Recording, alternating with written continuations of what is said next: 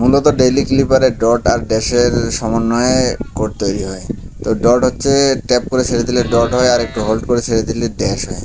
তো আজকের কোড হলো এই এই উপরে স্ক্রিন দেওয়া আছে এইটা কোড। তো প্রথমে আই লিখবো, আই লেখার জন্য ডবল ট্যাপ করলে দুইটা ডট উঠবে, আই হয়ে যাবে। তারপরে ড্যাশ ডট ক্লিক করলে এন হবে। তারপরে হলো শুধু ড্যাশ থেকে হবে টি। তারপরে আপনি ডট ড্যাশ ডট থেকে হবে আর। তারপরে ডট ডট থেকে আবার আই হবে। তারপরে ড্যাশ ড্যাশ ডট থেকে হবে জি। তারপরে আপনার ডট ডট ড্যাশ থেকে হবে ইউ। তারপরে একটা ডট থেকে হবে ই। তো হয়ে গেল কমপ্লিট। এটা হলো আজকের।